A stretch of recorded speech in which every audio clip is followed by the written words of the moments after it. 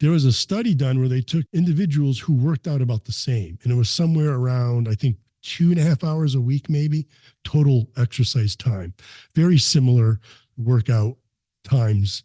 And they broke them up into a group who watched more than 60 minutes of television and those who watched less.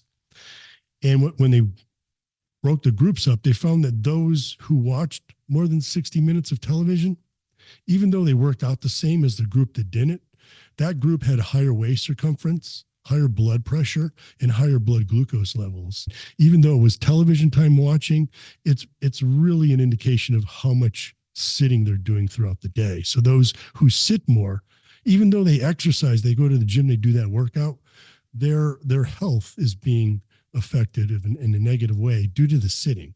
Are you curious about discovering ways of making your life better? Then welcome to my podcast. I'm Bob Nickman, and this is The Exploding Human.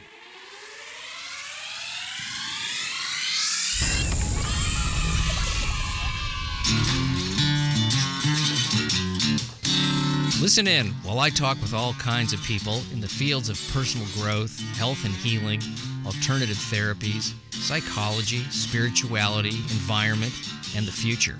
I'm looking for those answers that make life better for everyone. You'll meet cutting-edge practitioners, doctors, artists, filmmakers, business people, and those who have overcome challenges. The brave, the curious, anyone who is out there helping us humans to explore, expand, and explode. Hey, welcome to The Exploding Human. My name is Bob Nickman. My guest today is Jim Stoppani, PhD. He's one of the leading authorities on exercise science, sports nutrition, and supplementation, and that's what we're going to be talking about today. He's helped millions of people through his social media platforms, teaching nutrition, exercise, and helping people to design training programs for themselves. The thing that I enjoyed most about this talk, I think, is that he made everything very understandable and accessible in terms of nutrition, health, exercise, and how somebody can just get started to change their life for the better. Let's get into this. Here he is. This is Jim Stoppani. Jim Stoppani, I am so glad you're here. We're both in L.A. It's a rare thing for me on this podcast that I get two people in L.A. We're both bald. And so it's going to be a magical afternoon. I know that. Good to see you. Likewise. Glad to be here. Thanks. Thank you. We're going to be talking some physical fitness. And, I'll be honest with you. I was not a physical fitness guy at all for a long time. I don't know what your history is as a kid or whatever. I've been involved in fitness since a very young age. His father was a professional boxer, although he died before I was born. But that whole sort of physical culture is sort of deep in my family. Even on my mom's side, she has a cousin who was on the Olympic weightlifting team back in the 60s. So I had it from both sides of the family, being a fit and strong male, I guess. Again, not being sexist here, as my mom, I learned most of my sports from my mother. So, but it was really shown to me the importance of being physically fit and just active and eating not a strict diet, but just a healthy, balanced diet. And both my parents are now 80 years old and they're both still very active and very healthy. I love to hear that. I love to hear it because, I didn't have that parent side to my health. And so which is why you probably started so late. Life, right? I started all the health stuff very late in life. Yeah, I really did. And I actually remember going to, phys ed class and hating it.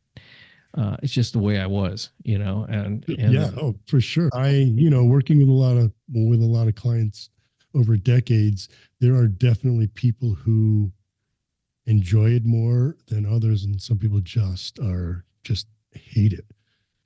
Yeah. In fact, not to steal your conversation, but when I was doing a lot of my research, or my postdoctoral research, we were running rats on treadmills, and you have a little shock plate behind the treadmill so that if they get lazy, they don't want to continue running. It shocks them, and some of the rats didn't care.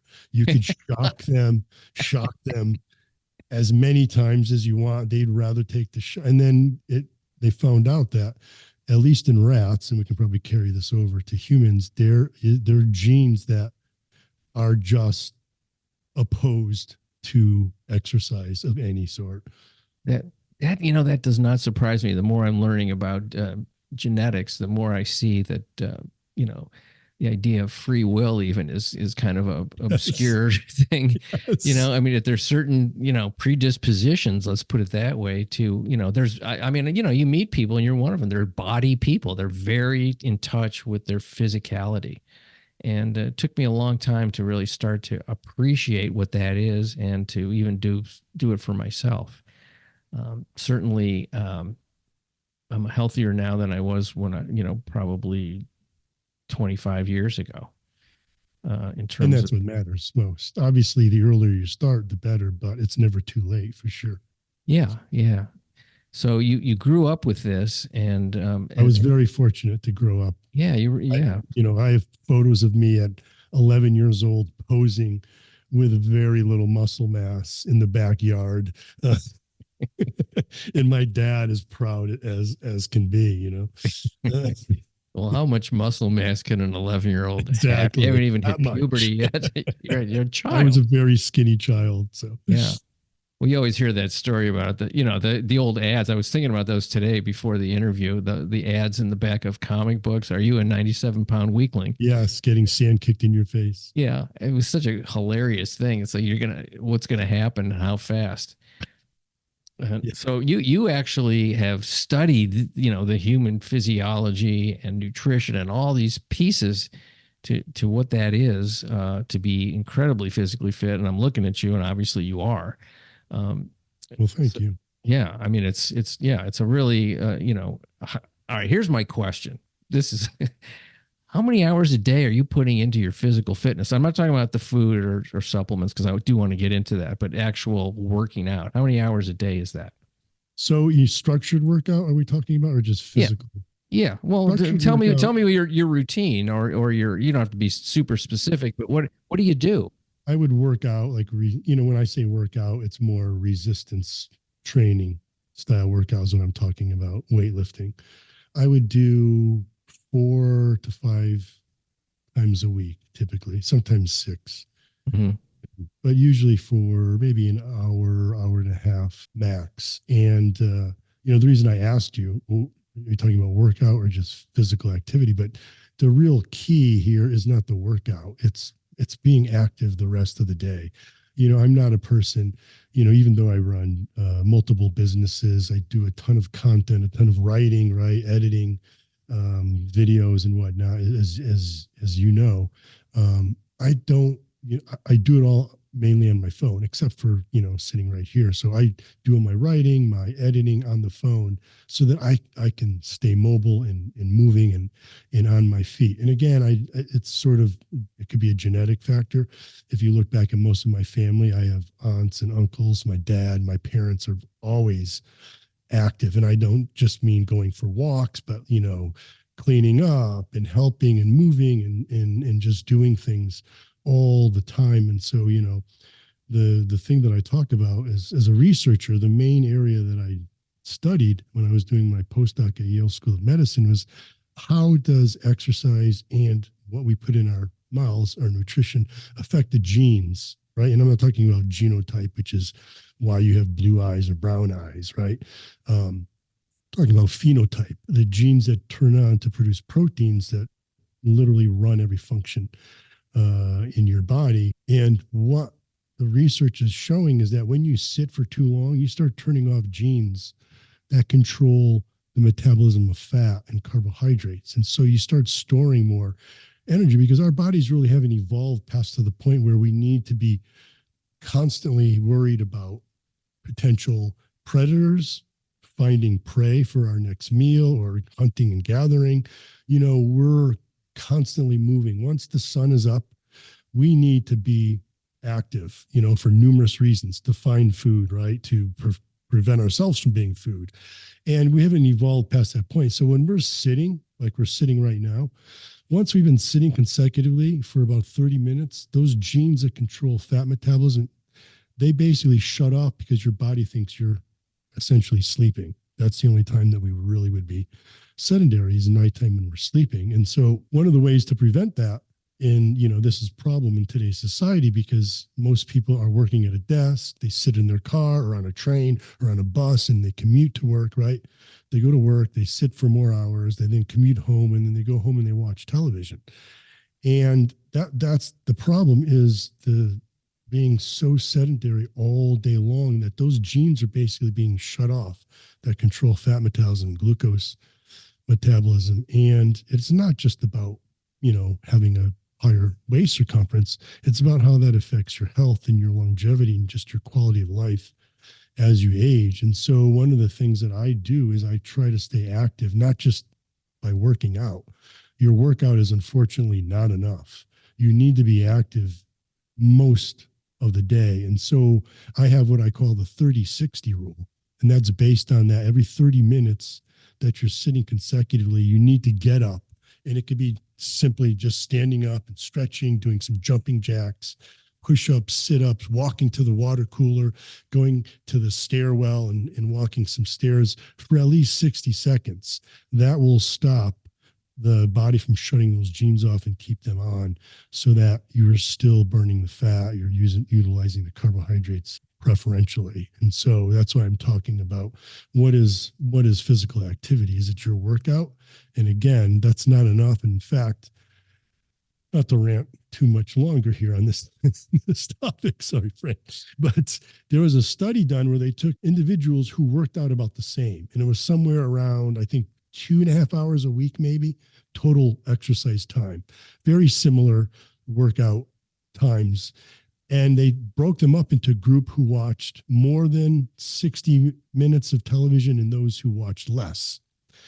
And when they broke the groups up, they found that those who watched more than 60 minutes of television, even though they worked out the same as the group that didn't, that group had higher waist circumference, higher blood pressure, and higher blood glucose levels. Even though it was television time watching, it's really an indication of how much sitting they're doing throughout the day. So those who sit more, even though they exercise, they go to the gym, they do that workout, their health is being affected in a negative way due to the sitting. Well, I've experienced that myself, sitting for long periods of time at jobs and actually getting depressed, like looking out the window and going, how come I'm not out there?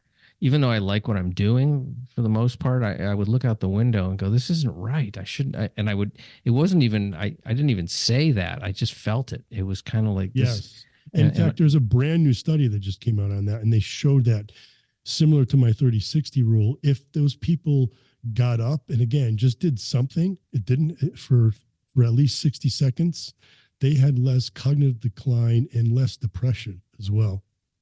Yeah, and I know they're making desks now that you can stand and use those. Those have been around. And the thing I'll say about the desk, just a little technicality here, is you don't want a desk where you're standing. You actually want to be, because you're not moving when you're standing. And then what happens is, right, this is why waiters and postal workers, not the ones who deliver the mail, but who work the desk where they're standing all day, have varicose veins and vein issues, because when you're not contracting those muscles in the calves, it's not helping to return the blood back to the body. And so that blood can start pooling in the lower extremities. So with those standing desks, those are great. But what you want to do is you want to have one that's on a treadmill so that you can actually walk or move, or at least do some calf raises. We're biologically built to move. We are.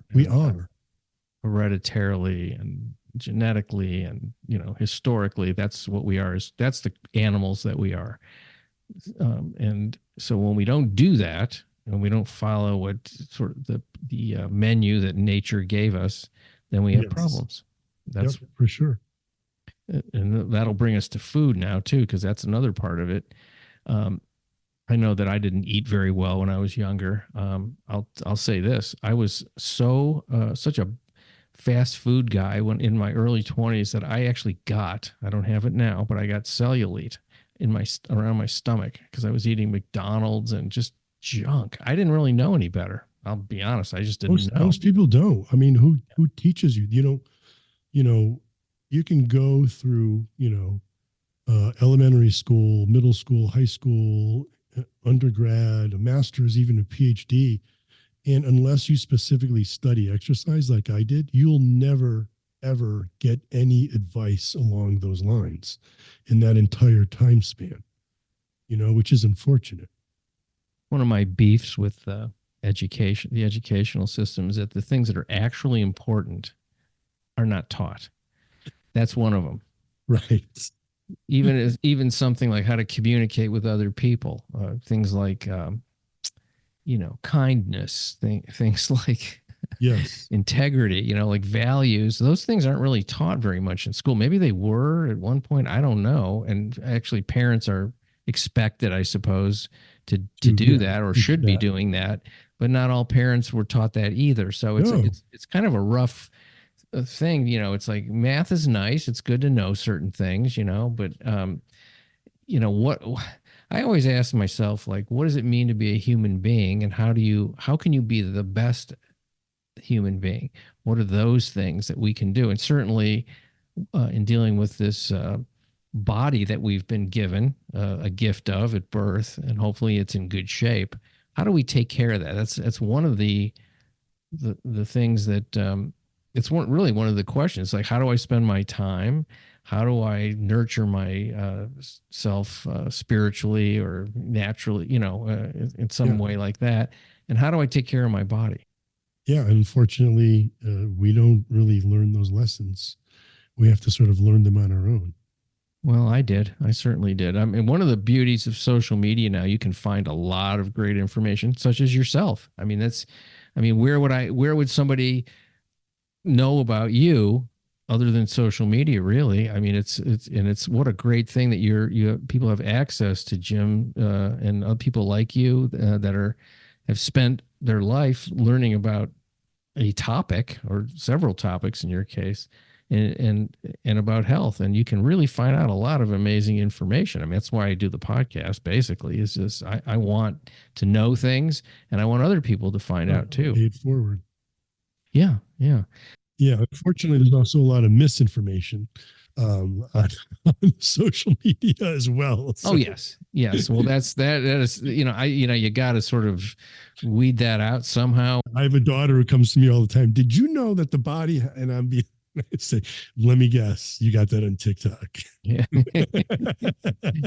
Well, some stuff is not accurate, of course. You want to find some mentors, of course. That's a good thing to do. Let's talk about what you eat, and you probably eat a little differently because you're a bodybuilder. Certainly, I have different goals. Yeah, you have. Yeah, I mean, my goal is not the same as yours.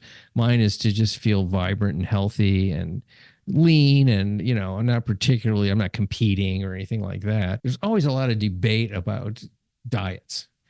Yes. Lifestyle diets. I'm not talking about dieting to lose weight necessarily. I'm talking about, there's the carnivore and the keto and the plant-based and all that stuff. And, what do you do and why? Again, I don't compete, but, I'm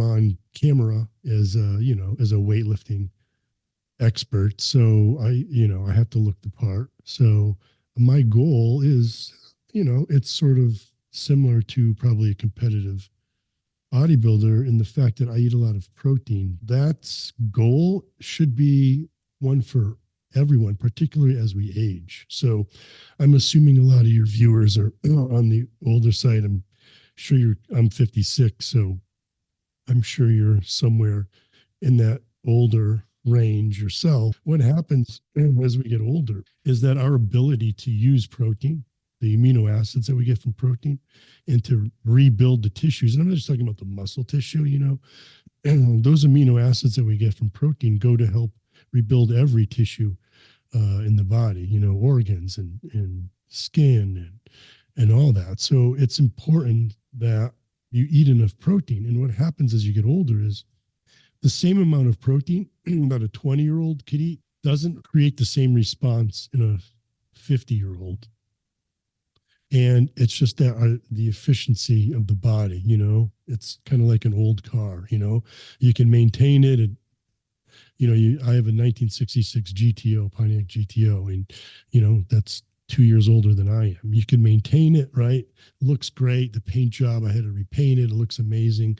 but over time is just a thing. And, that car just doesn't run as well as it ran in 1966, no matter how well you took care of it. It just doesn't. And so what happens as we get older is our ability to utilize and take those amino acids from the food that we eat, that efficiency goes down, and we require more protein to do the same job as a 20-year-old. And that's one of the reasons for what we call sarcopenia, which is the loss of muscle mass as we age. And, it's not just about, well, I've lost some muscle, so my biceps look smaller, but that's going to impact your quality of life as you lose that muscle mass. You're losing strength.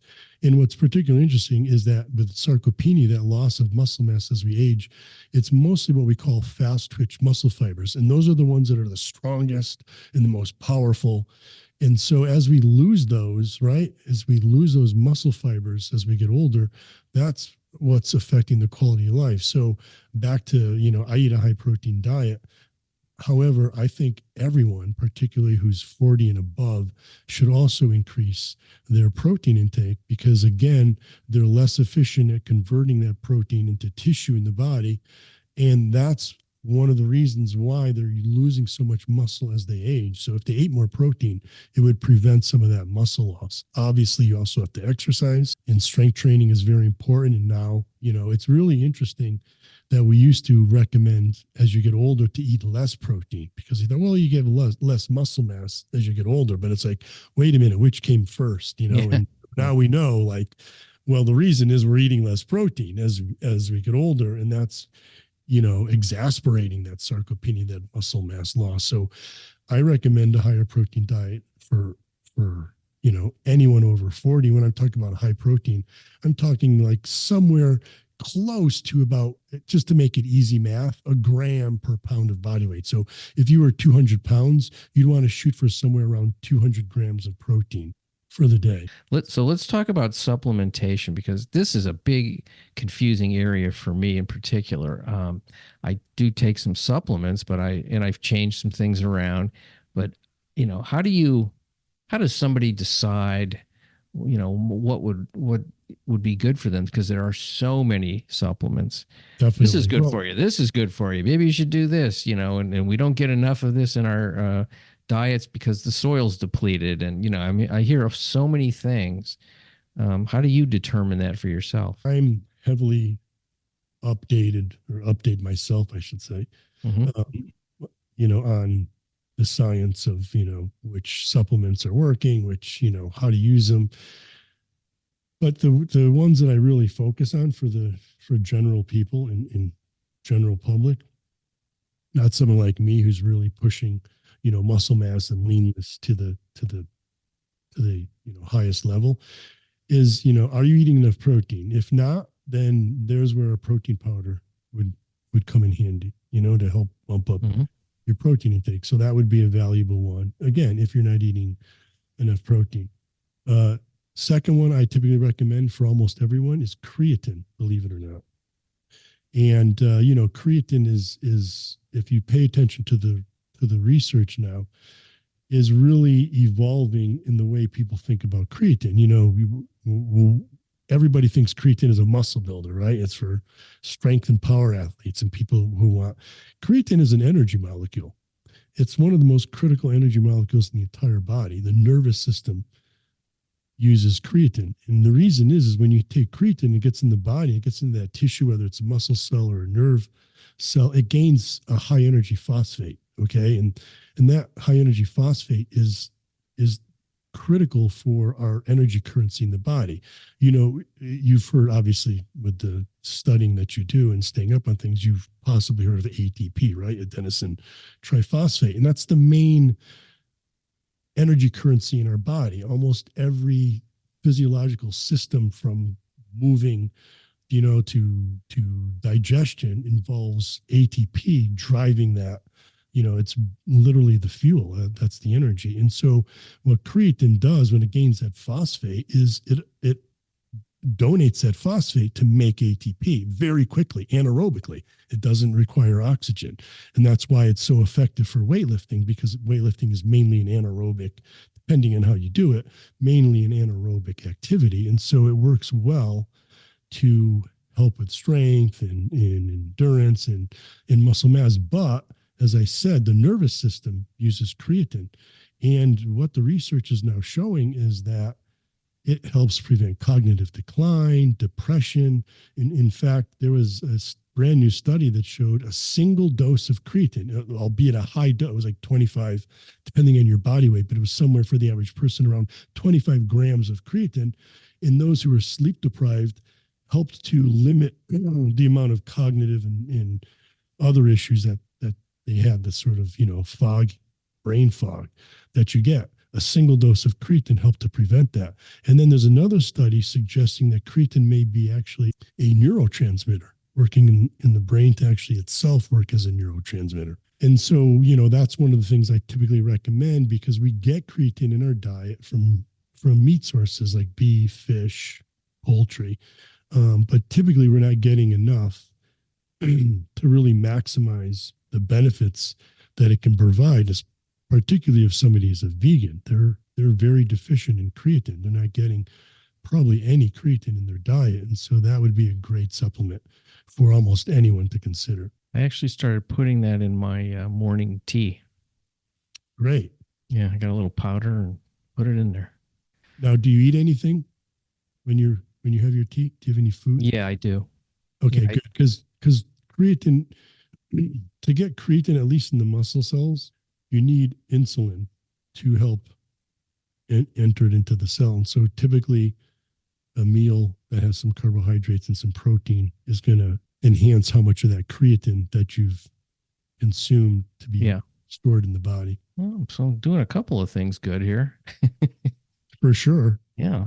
Well, you're feeling good and looking good. So yeah, I use a little MCT oil in there. I like that. Interesting. I studied, that was my master's thesis, was on medium chain triglycerides. And this is back in 1991, before anybody really knew what coconut oil was. But bodybuilders were using medium chain triglycerides because here's this alternative fuel source. Those shorter chain fatty acids don't get stored as readily as longer chain fatty acids, which is in most of our food. So yes, medium chain triglycerides can be very beneficial. It's amazing how much stuff bodybuilders know that other people don't know. Bodybuilders are their own science experiment. You're pushing the level on strength and muscle mass and endurance. And so you're constantly seeking, anything that'll give you that advantage, because you're obsessed with doing that. And so, so in the 90s, bodybuilders were using medium chain triglycerides long before anybody was talking about coconut oil. Yeah. And they're always experimenting with things, the sort of the thing that people go, oh, I could never do that. Raw eggs. When you'd see here's this bodybuilder and they're swallowing 3 raw eggs. And it's like, what? I'm not doing that. Yes. Well, do you remember when Rocky, the movie, came out? Yeah. That was his morning ritual. So every kid in my neighborhood was trying to at least crack an egg and drink it. Have you seen that guy? He's called the Liver King. Have you seen this guy? Oh my gosh. Who hasn't? I mean, it's hilarious. I don't know what's going on with that guy, but he held up a fish over his mouth and squeezed the eggs into his mouth. And I was I go, no, I wouldn't, it's very entertaining. I have to say. We know that's not his secret, at least. He had a different secret that someone exposed him on, but with the steroids. Yeah. He was, yeah. When push came to shove, it was artificial stuff injected. It wasn't the raw liver and raw fish eggs. Turns raw out. Steroids. Yes. Oh, that was funny. But boy, what a media presence that was. That was a great media presence for sure. Yeah. What else? What else are we talking about? That I guess some supplements might be for a specific thing that a person might have an issue, based on whatever. But right. Like certain, depending on your goal, like green tea extract, for example, or EGCG, right, is not just beneficial. You hear a lot about, fat loss, but we've seen it reduce the risk of certain cancers as well. Numerous health benefits, cardiac benefits as well with green tea extract. And you can drink green tea, which is great, but it's really hard to quantify how much of that EGCG. Yeah. And so, I typically would recommend supplementing with a green tea extract supplement. And in fact, there was a study that showed that the amount of those polyphenols that you absorb in those catechins, like EGCG, are greater when you consume a green tea supplement versus drinking green tea. I think it's good for methylation, is what I was reading about. Yeah, it could enhance, methylation as well. So, I mean, I drink green tea. I don't take the extract, but now I'm running out and getting some. I would definitely consider it. Yeah. Yeah. What form do you take it? It's a pill, like a powder in a pill or something? Yeah, just in a capsule. Yeah. I love the taste of green tea. I don't know if that would. So do I. I drink it as well. So I love unsweetened green tea. Look at all the stuff we have in common, Jim. Well, we're two old guys, so yeah, wear glasses. So we wear glasses. We're bald. We like green tea. You're fit, and I'm like okay. I'm in an okay shape. Now I do yoga. That's what I do. That's my main. I love yoga. Yeah, that's one of the things that I recommend as you're getting older is, like at my age, I'm not going to gain another inch on my biceps or add another 100 pounds to my bench press. So, what's the point of like pushing myself to the limits on just, weightlifting and strength training? And so as we get older, I recommend getting a more well-rounded fitness routine, and movement and range of motion is so critical, as we age. How many 50-year-olds cannot get under the bed, can't get down on the floor to check under their bed, or at least get back up after they've done that, and yeah. That's a huge problem. You need to maintain that mobility, and yoga is one of the best ways to do that. Not just the mobility, but then there's, stress relief from the yoga. And this is all proven with research. Yeah, I found it to be something that's really helpful to me for that, and just discharging negative energy and just all kinds of things that you just can't do it without some kind of a little focused practice of some kind. Now, what about fruit and vegetables and the quantities and how you do that? I'm always curious. And people always say carbs is the enemy, and Yes, well, carbs are certainly not the enemy. However, if you're, and particularly for athletes, right? Athletes need carbohydrates. It's an energy source that we require, much like we're talking creatine as an energy molecule. Carbohydrates are another energy molecule that can be used either anaerobically or aerobically, if you want to get into the science of that. But yeah, carbs are certainly not the enemy. However, I find that if you are interested in losing weight, one strategy, I don't like to force fit diets on anyone. I find what works best for them. But one strategy that you can use if you're trying to lose weight is limiting carbohydrate. Yep. It's just an easy way to reduce, total calorie intake, because you need, like we said, we need protein, right? So you don't want to limit your protein. And then we need fat. We need healthy fats. And I typically try to get somewhere around half my body weight in grams of fat. So if I'm 200 pounds, which is what I weigh about, I try to eat about 100 grams of fat. And particularly for males, research shows that those who eat a higher fat diet have higher testosterone levels. And so eating fat is important for not just the essential fats, but also for maintaining testosterone levels in men. So, I'm not a proponent of going too low, like a low fat diet. I would keep protein and fat moderate and minimize my carbohydrates. However, if you then want to talk about intermittent fasting, which is another diet strategy, then you can possibly eat more carbohydrates when you are eating in your eating window, without the same sort of effect that somebody who's just eating all day would have. When you talk about healthy fats, I think a lot of people don't know what that actually is. Sure. What are they? So when we talk about healthy fats, we're typically talking about the unsaturated, the monounsaturated, which you're going to get from things like nuts, olive oil, right? Avocados. Those are high in what we call monounsaturated fats. And then we have the polyunsaturated fats, which are omega-6s, which we kind of get a lot in the diet that most people do. So you don't tend to focus too much on the omega-6s, but on the omega-3s, right? Which most of us know. Those are those, essential omega-3s, very healthy, often from if you're talking about animal sources, from things like salmon, right? Maybe trout as well as good in omega-3s. And then, we can convert flaxseed and whatnot.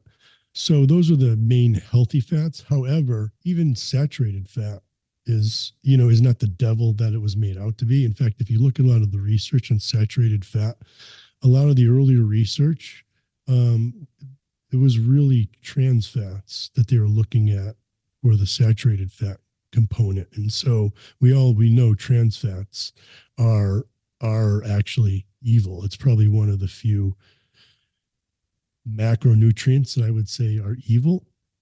I'm not a food Nazi. I'm not a person who tells clients, well, you'll never eat another donut again. Right. Like there's nothing wrong with fitting those foods. Obviously you can't eat donuts all day, but there's nothing wrong with, having a donut, occasionally, like I said, as long as you're not eating. But the only thing that I would ever tell someone to really focus on limiting are your trans fats. And it's just that the body doesn't recognize when you consume a trans fat, your body really doesn't know what to do with it because it's not a natural fat. So what happens is it starts getting into the membranes, like the cell membranes that surround the cell, and it just throws off the integrity of those cells. And most of that's in processed food, right? Isn't that Precisely? Yes. Yeah. So if you're not eating processed food, you don't even have to really think about it much. No. And there's some trans fats that occur naturally, but those are the ones that you really don't need to worry about. It's the man-made versions. It's amazing. One of the things that I was learning about in the last several years was seed oils and some of the things that problems that those cause. Yeah, and again, I mean, you can have some seed oil. It's it's when it's you're eating seed oil and it's what I mean. It's a high amount, but having some seed oil in a well-balanced diet is not going to be problematic. So somebody comes to you and they say, Jim, I want to feel good. I want to feel better. I'm a little chunky. My energy level is not what I want it to be. How do you work with those people? What do you start with? And what are some of the what is the sort of idea of how somebody can go about that and stay doing those things? Because I notice that sometimes when people make a big change, it doesn't last because it's so drastic. Yeah. So the thing I recommend is baby steps. You can't take someone, like I said, and say, oh, you're never going to have a donut again. You're now going to be eating you're going to follow intermittent fasting diet with, low carbs. And that's going to be your life from now on. That's an expectation that, they're going to fail when you do that. Right. And so I'm all about, baby steps. What's the first thing we can do is, like you said, eat less processed food, right?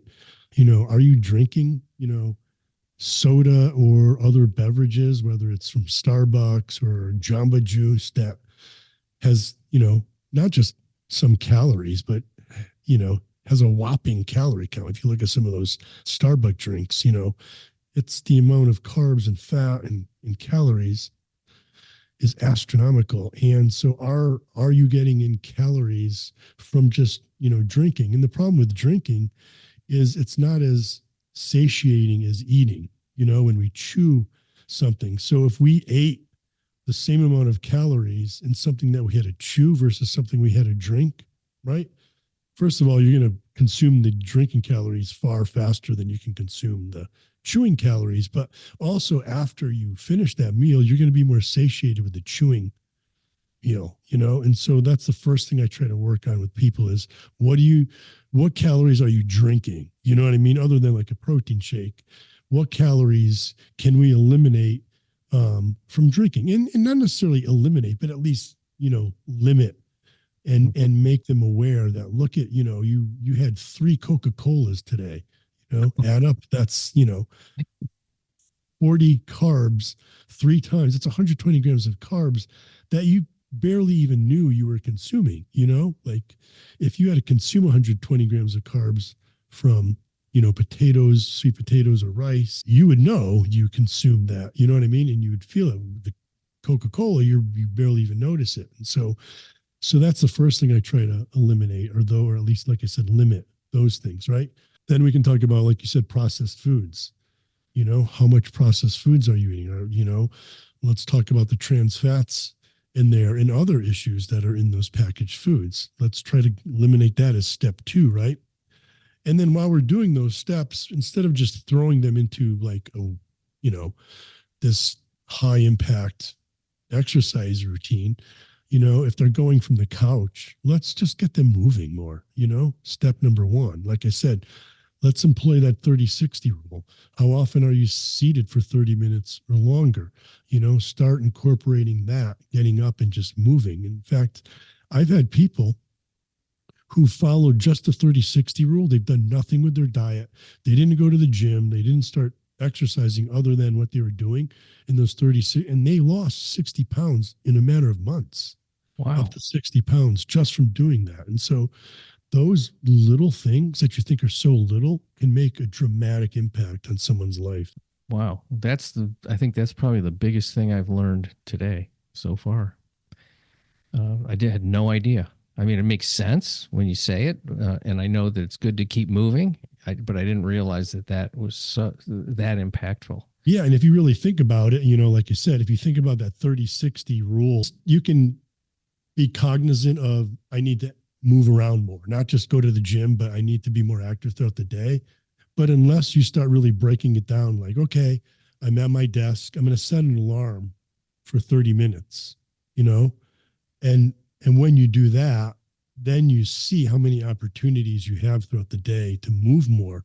And then that adds up throughout the day. Well, let's see, if you get up every 30 minutes, so that's twice an hour, and you work 8 hours, so that's 16 times for a minute. So that's 16 minutes of exercise. 16 minutes of exercise that you would not have. And what a difference. And it's broken up over a period of time. So which is even more important than, like, you could do the 60, like a lot of people tell me, well, a lot of people will do the math just like you did and go, can I just work out for 60 minutes? And I'm like, you could, but it won't be as effective, believe it or not. Most people, have this mindset where it's got to be a workout. It's got to be this, like, this scheduled thing, these little, and I was on a podcast before and the host called it workout snacks.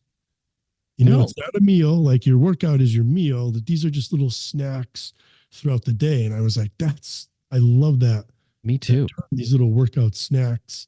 And, but most people think that what's 60 seconds going to do? Like, well, over the course of a day, like you said, 16 of those, it's going to be it's going to be more impactful than 16 minutes of working out, believe it or not. But also the doability of 16 minutes of anything it's not that much time in an 8-hour day. Yeah. You just have to remember. And like you say, if you set an alarm. Yeah. Just set an alarm. We all have smart, or at least most of us have smartphones that make that pretty easy.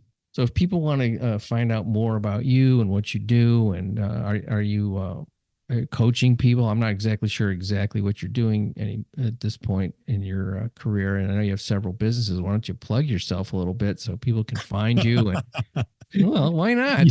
Well, yeah. I mean, like you said, you can find me on almost any social media. I think that's the easiest thing. Just look for my name, Jim Stoppani, and you'll find me on Facebook, X, formerly known as Twitter, Instagram. I'm even on TikTok, YouTube. So you can find me there. And then people can get information that you're dispensing about all kinds of health protocols and ways of. Yeah, and then I have a website, It's fitness website and app, jimstoppani.com, where you can go get my workouts. You have them on your phone, you follow along, and then you can just get me on social media, ask questions. Very responsive. Oh, that's nice to know. You folks, you'll get an answer from Jim. If you got a question that I didn't ask, maybe he'll answer it for you. Start connecting with Jim Stoppani. Like, I got lucky enough to talk to him for an hour. I don't know if he'll give you an hour, but he might. Some questions take an hour for me to answer. Thanks so much for being on the program. I appreciate it very much. It's very inspiring. Good luck with everything. I hope you start incorporating that 30-60 rule. Well, I'm certainly getting up out of this chair right after this is over. I'm way over the 30 minutes. Yeah, we both are. I broke my own rule, but for good purpose. Definitely. Well, have a fantastic day. Thank you. Likewise, you too. Much appreciation for you folks listening to The Exploding Human. If you want to check out the website, it's theexplodinghuman.com. There's also a YouTube channel where you can listen. That is The Exploding Human with Bob Nickman. Once again, I want to thank Jim Stoppani. You can check him out at jimstoppani.com and find him on social media. Have a great, healthy day. Thanks so much.